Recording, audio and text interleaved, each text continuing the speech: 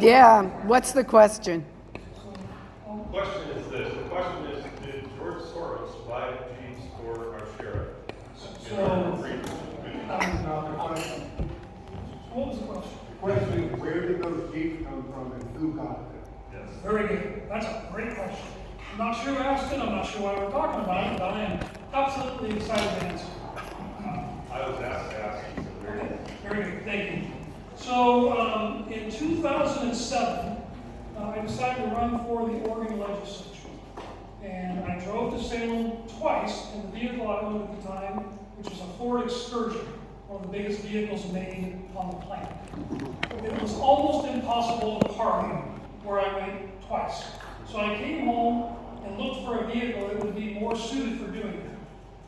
Not being as wise as Representative Osborne, who bought a Honda car to do this, I bought the Jeep that I drive today. It's in the parking lot outside right now. It's on the picture of the brochure in the back that was for my last election, that was taken before the last election. I bought it brand new in 2007, October 1st, 2007, as a matter of fact. I have all the paperwork from when I bought it. It's the same Jeep I've had, and it's the only Jeep I have ever owned. I was a Bronco guy for years. Sorry, Tom. He was a Bronco guy too. So, but it's the same Jeep I've always had. And there's this thing that people that lie about stuff, that are prolific liars, or lie about a lot of stuff. And there's good liars and bad liars. Bad liars are people that lie about stuff that's easy to prove is a lie. That lie about our Jeeps, that somebody buying us Jeeps, is an easy lie to prove. I have all the documentation. I got pictures of my kids when they were little next to that Jeep. It's been in a ton of parades. It's been in a brochure. In every one of my campaigns, at least one brochure has had a picture of me next to that Jeep. There's no question of when I got that Jeep. I bought it. I wrote a check out of my business account, paid for it cash when I bought it. That's the story. Thank you. Commissioner Crest. Yeah, I'd love to answer that question. So, I married my wife 25 years ago. So prior to that, I owned a Bronco, and I tried,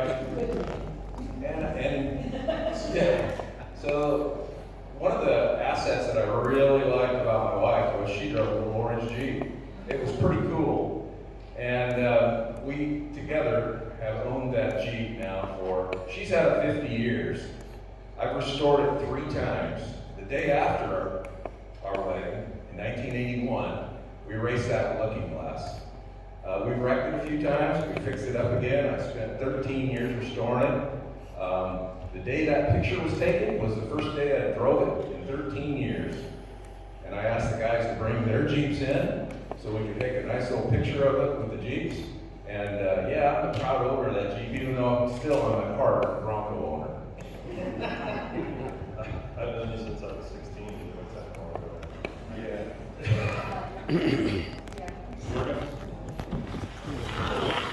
So this is great. I love this. This is one of the very best examples of the absolute crap that's out there on the internet that people make up about us and then other dumb people believe. So that particular day, I owned the 2018 Jeep Wrangler JL that I bought right down here at Lithia. I buy all of my vehicles local. The guys at Lithia know me very well. I since have sold that Jeep. I sold it to a guy named Dave McReynolds who lived in Denver, Colorado, and he drove it from here to there. I fixed that Jeep up myself. I did all the aftermarket parts myself. My kids and I took that Jeep to Arizona, to the Rubicon Trail in California, to gosh, who knows where, and Moab a couple times, and four-wheeled it all over basically the western United States. And then Jeep finally announced that they were going to make one with a 392 V8 in it. So I sold that Jeep and I ordered from the factory a brand new Jeep Wrangler 392, which is the one that I have today. And I made the payments on it myself. It was not gifted to me, although if someone wanted to give me one, I would accept it. Not for a bribe, but just for free. And I'm grateful to have it and to be able to have nice things. Thank you, I Commissioner can Boyce. just add one more thing. Yes. One more thing on this. I'll just yell. So it's not a 392, but a small block Chevy is in for Jeep. engine in that Jeep, like senior year of high school, it still runs today. I love small blocks. Chris's Jeep is a four-door, so it's really rated many. This morning, we share, one of the most respected elected officials in this county. I think he has something to say too, so please do. Yeah, just brief. So apparently I am truly nonpartisan because I own a Jeep and a Bronco. But I don't have a Blazer. The frustrating thing about this rumor that's going around on Facebook is that supposedly I'm the one going around telling people that these Jeeps were gifted to the commissioners and that I too received one as a gift, which is, I can't even wrap my mind around the ridiculousness of this rumor. I do have a Jeep, and my fiance bought that Jeep in about 2016 from Brad Chevrolet. I have a picture of the day we bought that Jeep at Brad Chevrolet on my phone. And I've owned a couple of other Jeeps since about 1987 up till now, all of which I bought myself, and they were never gifted to me. And so, just wanted to clear that. Thank you, Chair. Okay, with that, hopefully that puts these rumors to bed. We can move on to the next question. So, we're going to go on to the lightning round. Again, these are questions from UDRW. These questions I'm just asking for a yes or no, for true or false, either answer it, and or you can skip it if you like. And I think we started down here, so we'll start with Andrew on that far end. And this is the question. The state of Oregon under single party control is not business friendly, yes or no? It is not business friendly today. Thank you, Steve. Yeah, I think Dutch Bros can answer that question. Yep. I wholeheartedly agree. Moving out. Yeah, Oregon is not business friendly. Pat. Not business friendly. Absolutely not business friendly. I don't know. It's not from everything I've read. I've experienced it, it's not business friendly. Thank God. It's harder for me not to answer, but I think I deal with it every day. This is the second question. We'll start with you, Tom. The current board of commissioners does not allow public comment at the weekly board meetings. Yes, we do allow public comment at the weekly board meeting. On agenda items, yes. According to the law on agenda items, yes. Actually, I have yesterday's agenda here, it's agenda item number 3, yes. Refuse to answer. Pass. Only on agenda items. Yes. Also have to go no for non-agenda, and just because they did it yesterday, so I'm say no for the majority, yes for agenda items. Yes, they allow public comment, but there's never any public discussion where we actually exchange ideas and try to make a better decision. Okay, thank you. You can clap, that's fine. Okay, the third question I have is, the county has spent down the general funds over the past 8 years. That's the question. Has the county spent down the general funds over the past 8 years? I think we're on that end. Sure, I can tell you right here from the approved budget that the county is $40 million. Yes or no? So, Yes. yes. For this point, because we'll be able to talk about it later. Steve? I would say true and false. It depends what year you're talking about. We have not spent down the general fund in the last 8 years. Check the deficit. Pass. Refuse to answer. County general fund has gone up over $5 million. The reserve has gone up over $5 million in the last 8 years. Pass. Pass. Yes, it's actually averaged over $700,000 increase every year, the last 8 years. Okay, Tom? Now we're going to go back the other way. This is question number 4. Will you accept the results of the election even if you do not win? Yes. Yes. Yes. Yes. Yes. Pass. Absolutely. Yes. Guess what I'll have to use is, I don't know. Yes, especially if I would. All right, guys, this is question number 5. Is public safety the number 1 priority of county services? Yes or no? Should be an integrated approach. Yes. Yes. Yes.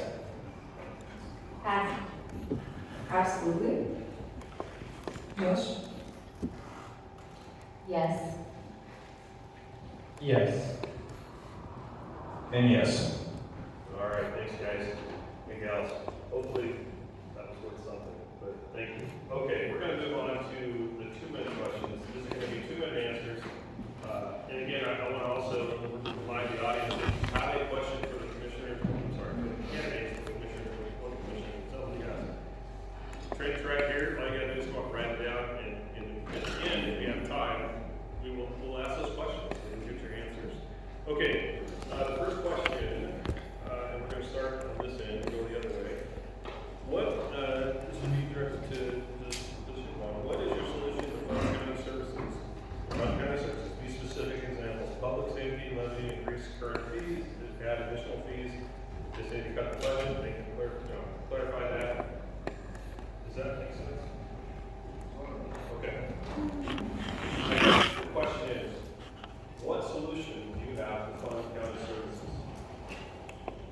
All right, thank you. This is a very specific question. Funding county services is very specific.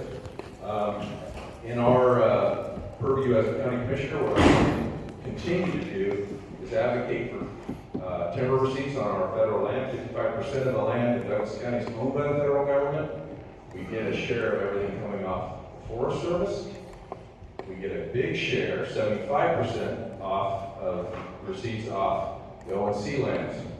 That is what funds county services. It has forever. It has since they were set up in 1937, and I will continue to advocate. It's not true. You might hear today something about severance tax, but I will tell you that in 1989, the last year of severance tax, we received $300,000 for Douglas County. That same year, we received $25 million off the ONC. That's the difference. You have something that produces, you get 75% of the receipts, and that was 50% of the receipts. Can you imagine what that was in today's dollars? That'd be 65 million plus at 50%, 80-some million at 75. So I'm going to keep advocating for that. We've moved the needle quite a bit. I'm sure you'll hear more about that here in a minute. Okay, the solution to fund county services. If we're only sitting back now and looking for a solution and don't have something in place, that's the real problem. We have relied on timber, and the timber industry is just not going anywhere. That's a matter of fact. Whether or not the amount of revenue we generate from that changes, that's a whole other story. What we should do when looking for solutions to fund county services is start with seeing what the county has to offer outside of timber. And we can start with, all the outdoor recreation opportunities we have. Forming the solution is as much about planning and executing what we decide to go with. So there's a lot of moving parts in it besides just the end product, which is the solution, right? If we're not planning well ahead, then there's no reason to even start in the first place. So, like I said, outdoor recreation, tourism, these are ideas we can use to help bring in an additional revenue stream. I'm not saying to replace the revenue stream of timber, because as I said, we know that's not going anywhere. So if we plan for additional revenue streams, then we can actually have a discussion of how we can help supplement our revenue. The reason why I said I don't know about friendly, or business friendly is because I have had my frustrations as executive director, like being a business owner, and the maximum amount of people that I've overseen has been 75. Very complicated systems, funding systems and streams. with state and federal dollars and grants and contracts. And so a solution would be intergovernmental grants and prosperity roadmap for the state of Oregon, and weaving funding streams and getting creative and being able to do that, sitting at the right tables and understanding how to do that, and I do, and I've been on councils and coalitions, and when you do that, you're conducting government business. I've heard Mr. Commissioner Press here say that being a commissioner is like being the CEO of a business. That is not true. It's closer to being like an executive director or CEO of a nonprofit. And it's its own line of business, being the commissioner of government here. So with that, and also the reason why I settled with being a Democrat is being for the worker. Now there's Commissioner Boyce speaks about working with, I think it was Roseburg Forest Products, and bringing in the infrastructure and $750 million into Douglas County or the Roseburg Forest Products in Coos County, which is wonderful to automate, and they're working on that right now. And so it's elevating the automation, but there was also on the other side of that Infrastructure Act, one for the workers, and for the workers to be able to be employee-owned. That wasn't talked about. Great, thank you. I guess I didn't introduce myself to anything. I'm Tim Freeman. I'm one of your current county commissioners, previous state representative, and previous city councilor. So the county budget's really complicated. There's a whole bunch of different revenue streams. Somehow we end up talking about one all the time. And it seems like we talk about one because some people don't like the fact that half of the county is owned and managed by the federal government. And there was a promise when that land became public lands as the state was being developed, that those lands would be productive. That promise is still in place today. Those are not supposed to be a park or a reserve or something that's set aside. They're supposed to be productive. When production occurs on those lands, and that timber that's grown on those lands is sold into the market, a portion of that revenue that's generated is shared with the county. That's their way of participating and paying for services because they don't pay property tax. That's the agreement. It's been long-standing. It's been very effective. We continue to work on that. That number today, whether it's actual timber receipts that we're on with the ONC, or if it's Squirrel School, which is the Forest Service right now, is about somewhere less than 10% of our total income, total revenue for the county. So there's a lot of different things we do. The reason we talk about that so much is the ONC funding comes to us unrestricted. It comes like taxes. It goes right into the general fund. We can choose where to spend it. We can spend it on public safety, seniors, and veterans. Some of the money that comes from the Forest Service can only be spent on roads. But much of the money we get from the state is very, very restricted on how we can spend it. So that's why we talk about that. Some of the things about public safety levy, that's been done in other counties to solve this issue of losing timber receipts. We have not done that here. Talked about increasing fees. We have the lowest fees at the landfill of any county in the state, maybe in the nation. We have the lowest fees in building. We have no system overcharges and no transit tax.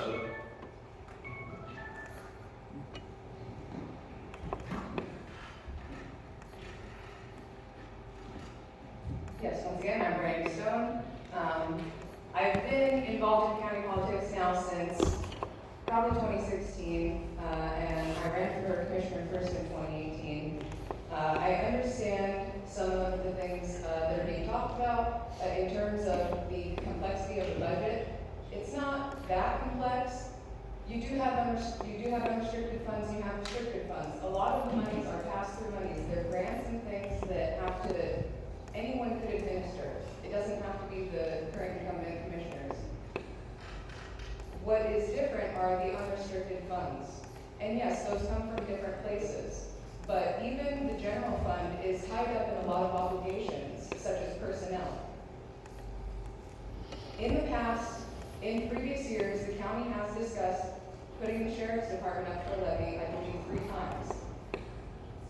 So there is a deficit, there is a problem. And in the general fund, once you have taken out all of those obligations, you are left with a very small contingency.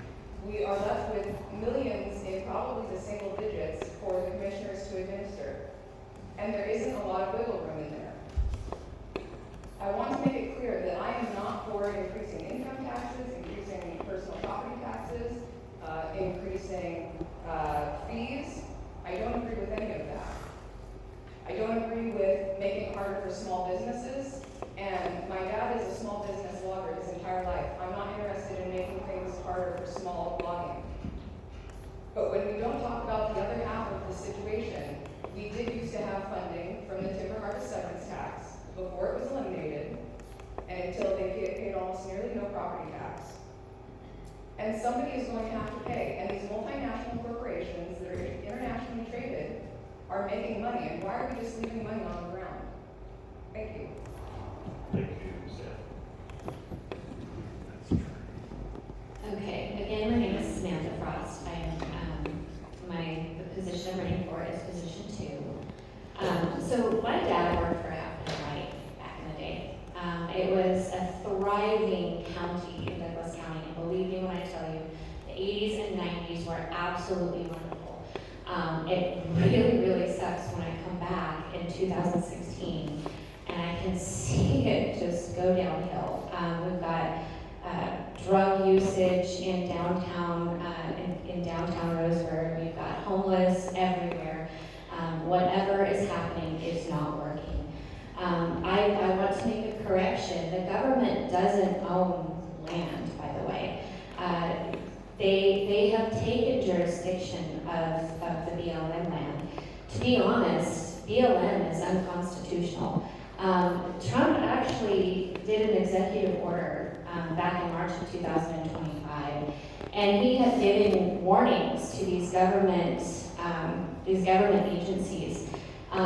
It is also him that is going to make our county absolutely thriving with the timber and the timber resources. He's going to focus on tariffs and resources, and we need to get absolutely behind that because our county, I looked into the ONC and how many acres we have. We have the most acres of timber in the entire nation, you guys. We can be a completely thriving county back in the 80s and 90s like we used to have. I mean, it's absolutely amazing. My goal is to, like I said before, doge and audit the budget. Right now, we're looking at $20 to $40 million just going missing in the middle of the ether. This happens between fiscal years. So at midnight, there ends up being a deficit of $20 million just going just like that.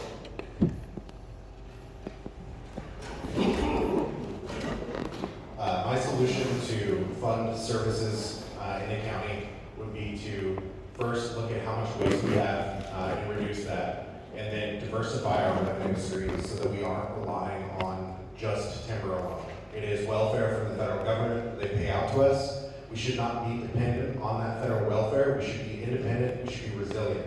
So we need to get away from depending on those federal dollars to come through to pay our bills. We need to look at what we can do here to create new revenue. We can do that through attracting new businesses. Larger industries, they pay the fees, they pay permitting, they will generate funds for us. We just need to attract them here.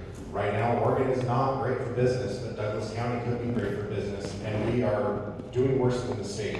Right now, our unemployment is at a dead sprint to the highest unemployment in the state, Douglas County alone. It's not just a state issue. If we are the highest unemployment in the state, it clearly is a leadership issue in our county. We need to attract new businesses, create new jobs, better paying jobs, and we can do that through diversifying our revenue streams by attracting those businesses here. Those businesses will generate revenue, and that is how we'll pay for all of our services without having to cut services. There are levies that we can do, sure, but those are not going to help us. If we are working these lower paying jobs, what more burden do we need as citizens of the county when we can put that burden on larger corporations that can come in and create jobs for us? Thank you. I got really bad news for you, Shane. The county does not get revenue from businesses. Diversifying the economy does not funnel dollars into the county's budget. The county does not make money from jobs. The state of Oregon collects an income tax from employees who are employed. They get small business owner tax. They get all these things from jobs and business. Matter of fact, they're pretty crafty. They have some business incentives like enterprise zones that are designed to attract new business to the area. We've had several businesses come here take advantage of it. Alcan Cable, Dell Computers, State Line Boats, just to name a few. They took advantage of the enterprise zones, and what that means is the state of Oregon gives them the ability to be exempt from county property taxes so that they can create jobs and pay more state taxes. It's a pretty smart move on behalf of the state. So the answer is, we're going to continue doing what we've been doing. The federal government owes us. It's in law. We, these three commissioners, have made more progress on this front than anyone in the last 35 years. You just saw an act of Congress happen that changed the revenue from 50% to 75% on O&C. And you just saw a directive come to the state BLM manager to rewrite the 2016 Resource Management Plan and target sustained yield output. Those two things alone are literally monumental.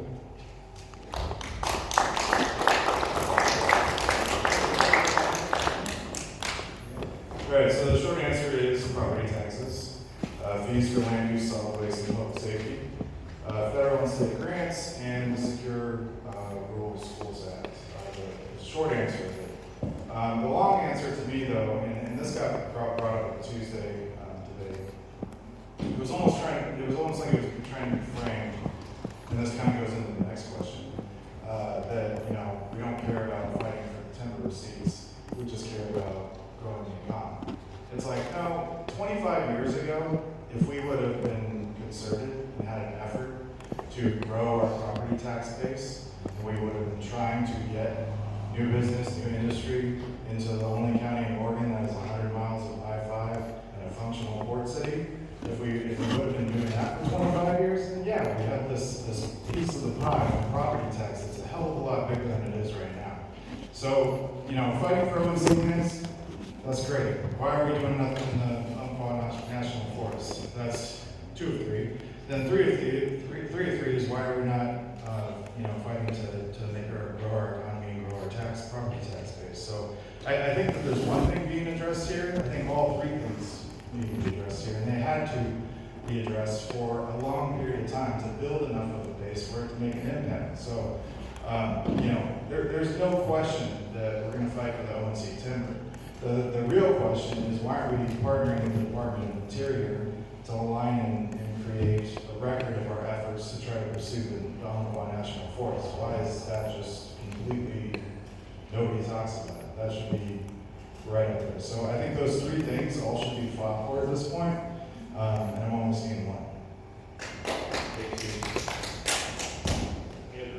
So, for me, this has been the horse before the cart a little bit, because you can't really know where you're going until you know where you're at, and then you work from there. And that's the problem, that's actually the reason why I'm running. If you look at this chart, this is a chart from the approved budget. If you look in the first column right here, you'll see an ending fund balance for the year 24-25 is $68 million. If you go right here, the beginning fund balance for the next year is $94 million. That is a $26 million difference. And there's no explanation. That's originally what I emailed these gentlemen about. I wanted an explanation, and they never provided one. There could be one. There could be an explanation, but it wasn't in the package, and I wasn't deserving enough to know what that answer is.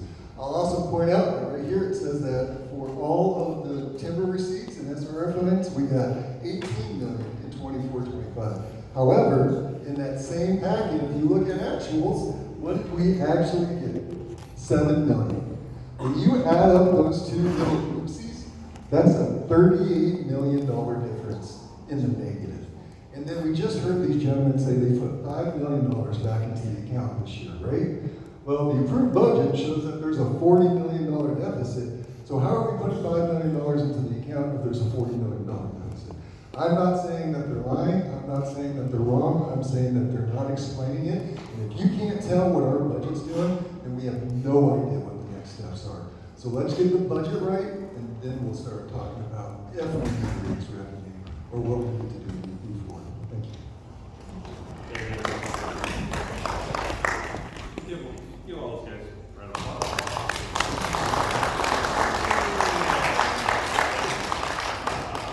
First, to say, politics is not easy.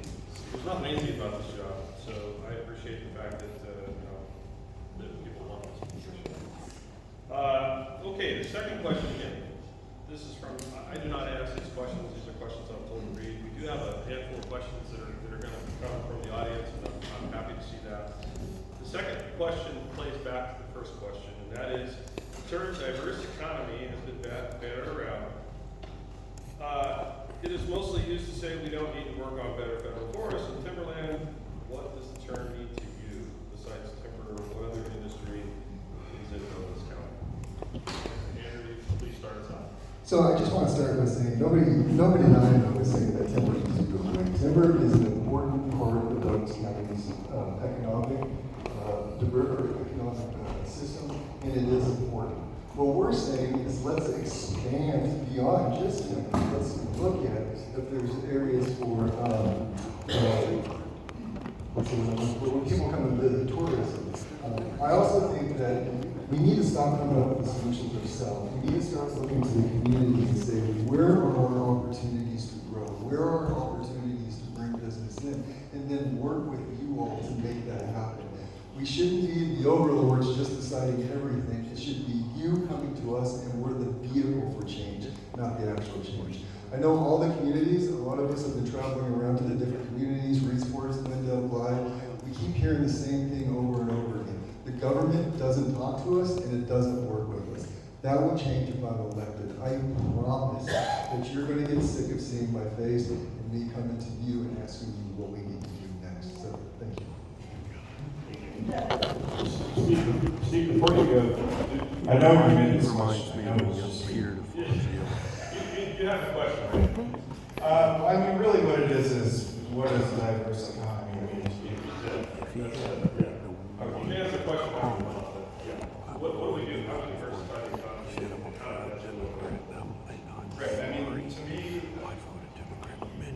in this setting, diverse economy means that we need to focus on growing our economy from a transition position.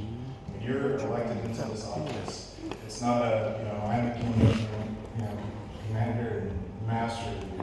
It's, I'm now indebted to you. You just entrusted me to push this county into the right direction and the future into the right direction, and that's should be your complete and utter focus. It's just growing the economy, diversity, you could say it's diversifying the economy. It's part of the job, and it can't be neglected.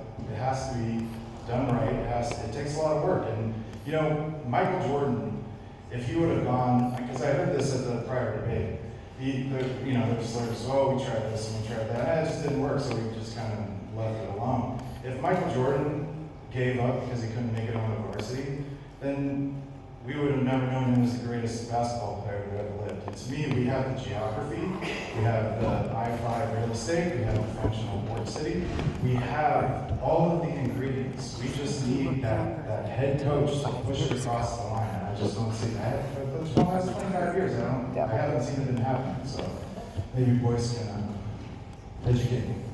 Thanks, Steve. Mr. Boyd. Sure of that.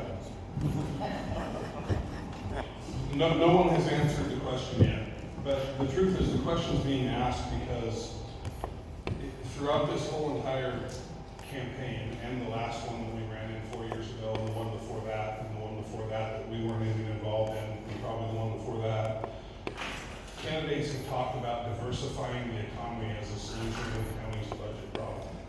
And we keep hearing these same buzzwords, diversify the economy, and I keep telling you, the county does not make money from the economy. We do need a robust economy to make where we live and work and play a great place.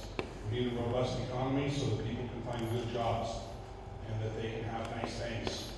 But when you're talking in the context of solving the county's budget problem, the county does not make money from the economy. I heard this the other night, and I heard it again tonight. We need to grow our property tax base. Okay?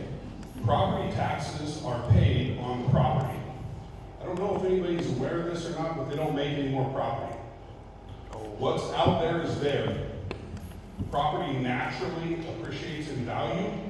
The state of Oregon has a law that caps the amount of revenue that we can get at 3% annually. So if your property grows 6% in value this year, the property tax only goes up 3%. Many of you may not be aware that inflation in many years rises faster at a higher rate than than that 3%. So when inflation goes up 9 and the county gets 3, it's costing us more dollars to provide the same amount of services. And right now today, our entire property tax base makes up 13% of our budget. $13 million roughly, which goes to the sheriff's office.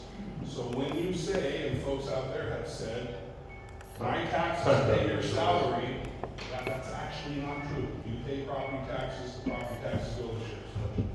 Thank you.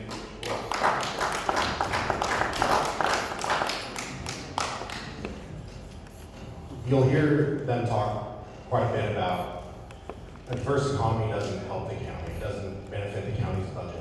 It's not the only thing that matters.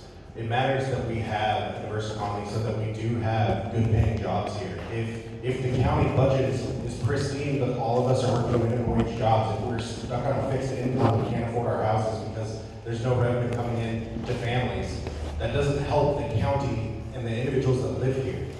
So a diverse economy is important. It is the purview of the county commissioner to work on development. Economic development of the county is one of their top priorities that they should be working on.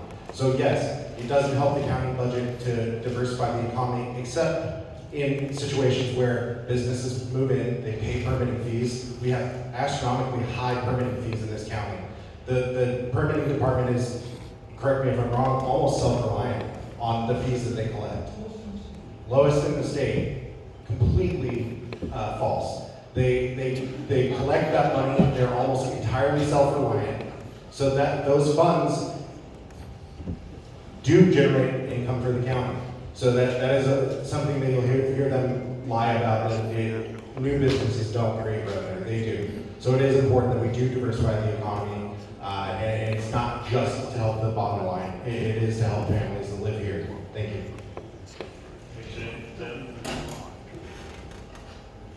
Okay, and my name is Samantha Frost, I'm running for position 2. Diverse economy. To me, it means not giving our hard-earned money to special NGOs. To me, it means not using our hard-earned money on friends of the county commissioners, like paving personal driveways. To me, it means not mismanaging the budget. To me, it means not doing the unethical and unmoral thing and ending up with lawsuits at the yin-yang and actually affording attorneys out of our county, that money is not going to our county. To me, it means having a constitutional economy. Here's the end of Article 5. Nor be deprived of life, liberty, or property without due process of law, nor shall private property be taken for public use without just compensation. What just compensation are you guys getting for $4,000 a year in property taxes? I am here to reduce those property taxes or even abolish them, because property taxes are absolutely unconstitutional. And so are income taxes, to be honest. But the county will have control over property taxes. So I plan on reducing those, and I plan on basically trying to zill them out. So not having those property taxes. Thank you. Thanks, Jeff. Brandon?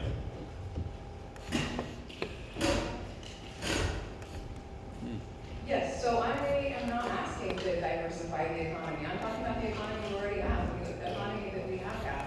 I'm talking about timber. It's just that when we only focus on the O&C, we're only focusing on half of the story.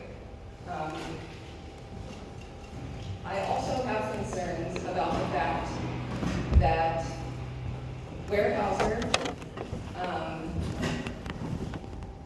is the largest company, owns more than 1.5 million acres of Oregon's 6.5 million acres of private forest land. But they barely pay any property tax, while we subsidize that because they don't pay nearly anything. And when we're talking about the economy in terms of jobs, yes, it isn't inherently the commissioner's job to create jobs, to create employment. But if we are talking about Weyerhaeuser, they only employ about 950 people, down from 4,000 in 2006. And I would assume that automation has decreased that number even further. We're talking about AI all the time now. And so I think that if we don't work on bringing in the timber harvest severance to get the value out of what we're already producing, what our economy already is created with, that it's going to fall on the homeowners. It's going to continue to come up in taxes and fees and levies. And in terms of jobs, the data, if you're looking at it, only 9 to 13% of jobs are in core timber, and 20% is in healthcare, and 20% is in government. I think that that's where we should be looking at possibly expanding. If we don't control this, it's going to happen to us. Data centers are probably going to move in. We need to be proactive. Thank you. Thank you, Randy. Mr. Gray. Great, thank you. So diverse economy is an interesting term. And I don't blame some of the candidates for not knowing what all goes on in Douglas County. I don't know if you all noticed or not, but during the introduction, we're supposed to see how long we've been in Douglas County. My calculation, I could be wrong, Steve, Andrew, and Shane, on average, have been here less than 40 years each. I think one a little longer, the other two a little less. So they wouldn't know. They wouldn't know about the fact that we have 3 shovel-ready industrial parks here in Douglas County. They wouldn't know that we have a building department that is self-sufficient, but has the lowest fees in the state. They wouldn't know that our planning department, fees collected only cover about a third of the cost of providing planning services, because we believe the regulations from the state are so high we shouldn't burden people that are trying to develop their property with excessive fees. But as far as a diverse economy, we do farming and ranching very well here in Douglas County. We have Fred Wall Marina that builds ships, fishing boats, that fish out of the Bering Sea. You've seen those on the TV show The Deadliest Catch. We have Orinco that builds wastewater treatment systems all over the world. We have Conde that builds manufacturing equipment, and Southern Robotics that they also own, that builds equipment that runs through manufacturing too. We have a small aerospace manufacturing machine shop over in Southern. We have multiple trailer manufacturers that ship trailers all over the West Coast. We have a very diverse economy here. And it's amazing to me how people get up here and say how horrible Douglas County is when they just chose to move here. It just doesn't make sense to me. This is a great place to live. I'm very proud of being here, and I hope you all enjoy. It's a beautiful day outside. I'm sad to live inside, but this is a wonderful place to be. And I'm not unapologetic about the work we've done, because we've worked really hard to change a lot of things to the better.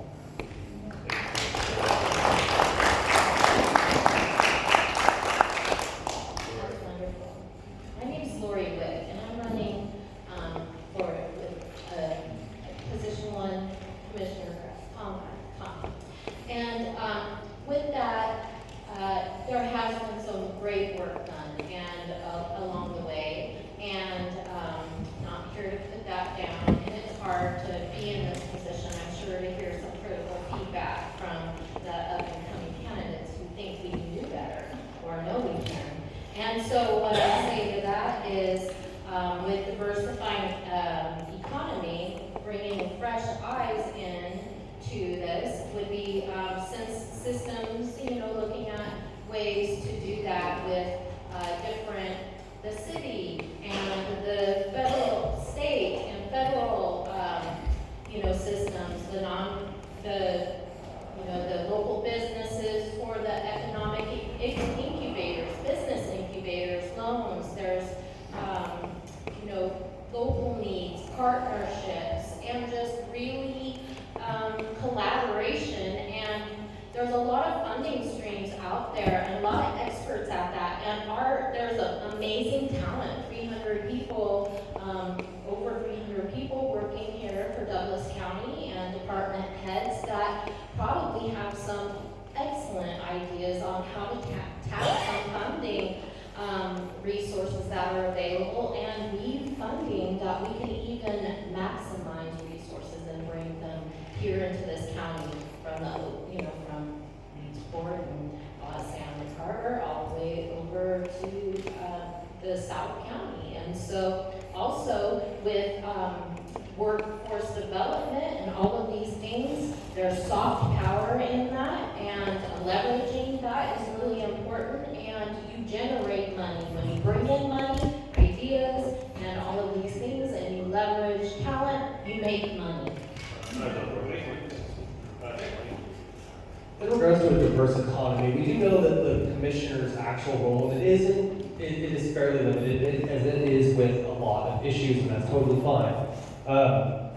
That isn't to say that, they don't have their voice where they can use it to help promote businesses to come here as well.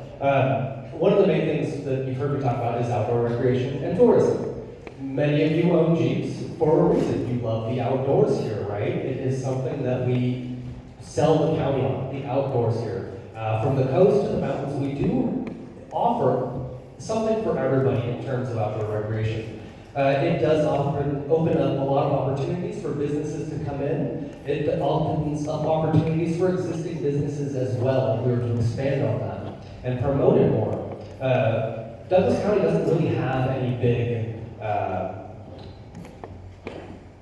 blanked on the word. It has no real signature events to draw people into the county. And we do have it all. We have plenty of opportunity where we can set up events, festivals, fishing tournaments, things on the coast, things in the mountains, things in the dunes. There is places for it. We just need to sit down and bring together the people who are interested in opening up businesses to expand opportunities in those areas, see how we can support them. Like I said, as commissioners, it isn't something that you have a lot of direct control over, but we can definitely find ways to support them within our position. As for timber, I don't think that using diverse economy is a way to work around better federal and timberland management. We absolutely need to be holding those to high standards and creating plans if we think that they're not up to a standard that we think is okay. So forest management is something that we've heard a lot, and it is absolutely necessary. So how many out here do a family budget? Show of hands, you guys do a family budget? Do you spend everything, or do you try to save a little of that? Well, I'll tell you, the federal government tries to spend all they budget for. Douglas County, we don't do that. We don't do that at all. And as a business, I forgot to tell you, my degree is in accounting. Did I forget to tell you that? It is. I'll tell you one thing I do know is budgets. We spend a great deal of time making sure that that budget comes in well under what we budgeted for. One, it's the law. Two, projects carry over from year to year, but we'll never see us spend more than that budget is. Whatever that line item is at the ending budget, it's going to be, you're going to have a greater carryover the next year. That's the law. That's the way we do it. So I just wanted to get that clear. And as far as diverse economy, it's all been said. Thanks.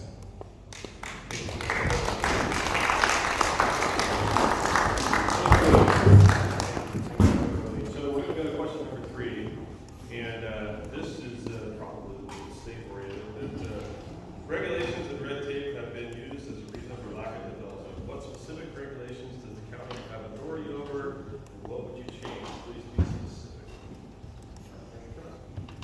Yeah, this one's a good one. I happen to be the liaison commissioner both the planning and the building department. And I will tell you, the work that started before I got there, I continued. And that is to be as least restrictive as you can. We have to follow state law, but I'd be darned if we're going to have anything more restrictive in our rules than state law. Our building fees are the lowest in the state. Our planning department is definitely runs at, we take a $1.5 million a year out of the general fund to run that planning department. And you know what most counties do? They raise their planning fees. We haven't done that. We don't want to put that on developers. So yes, regulations and things that the county could do, other counties are doing, like system and development charges. Your city does that. If you try to build a building, they're going gonna have system development charges, you're gonna charge you for the curbs and everything else, but we don't do that in Douglas County. We don't think you should have to pay that. We think that the answer still grows in the forests, so we're keeping our regulations as low as required by the state and not charging you for that work. Thanks.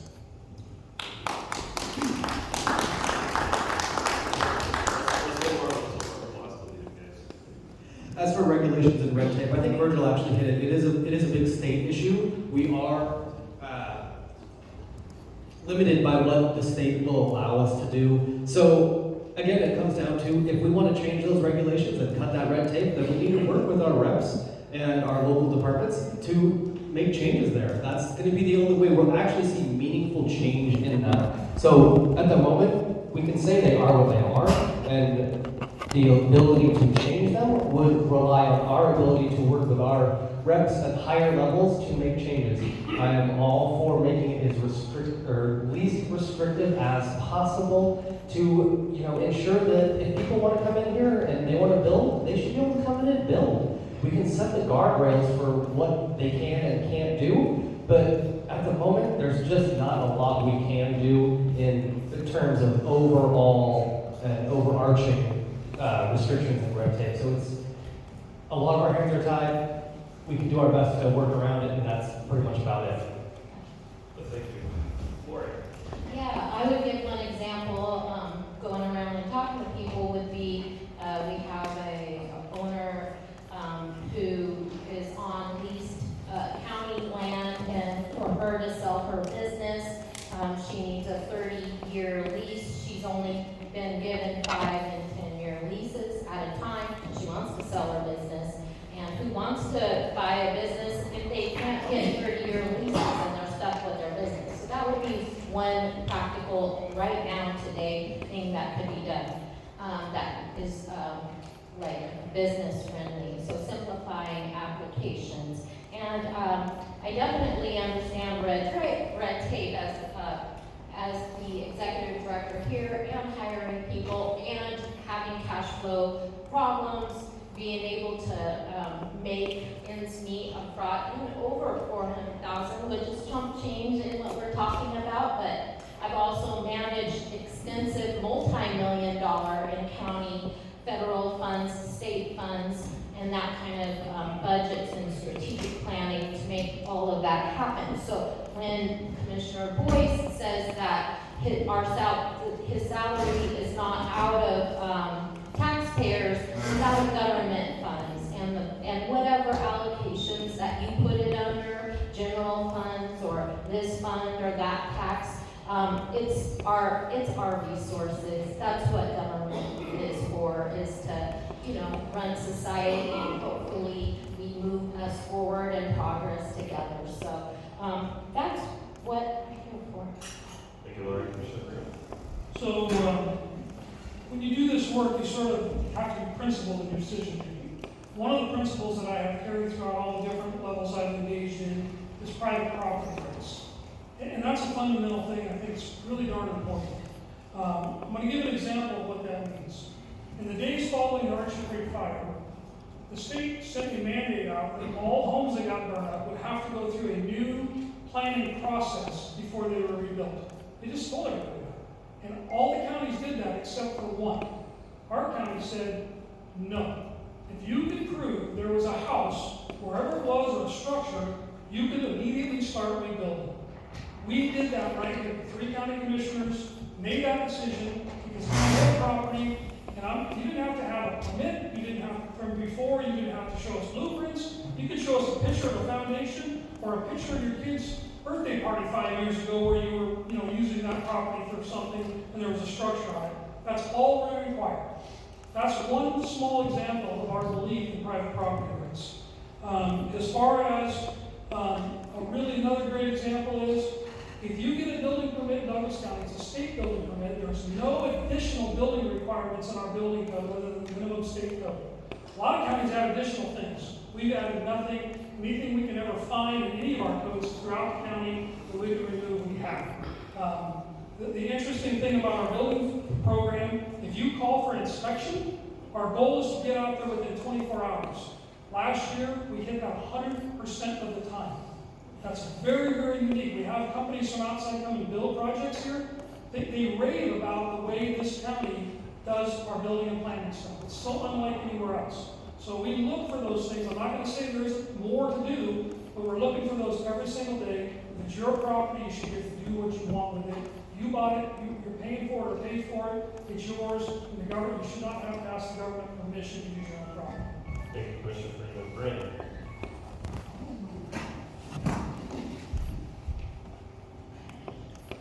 Yes, so, regulation and red tape.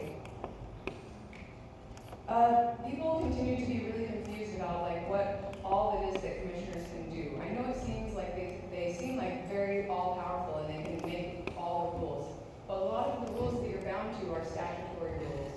A lot of things have to be approved at the state level, and we know how disconnected the Salem and Portland are from what it's like to be a rural Oregonian. But there are serious local powers that commissioners do have. They have legislative powers, they have executive powers, and they're quasi-judicial. And the important part about that is where it comes to land use. But what they decide to do with the land can't supersede the Oregon law. One interesting case of an attempt that has been made to change how we develop land would be HB 3728, to change those boundaries so that we can expand more of a rural-urban interface. I don't have any specific plans around development right now, but what I do think is important to take into consideration is that the county has emergency operation plans and also has a comprehensive wildfire protection plan. And when we're moving out of the urban limits, we're moving farther into the buoy, and we're placing houses in dangerous wildfire-prone areas. And so I just want to make sure that any choices that I make are aligning with those county plans that are already in place, that make good sense, and are just good advisement. Thank you. Thank you, Brandy. Sam? Okay, Samantha Frost, position 2. So, as you all know, the county commissioners actually take an oath.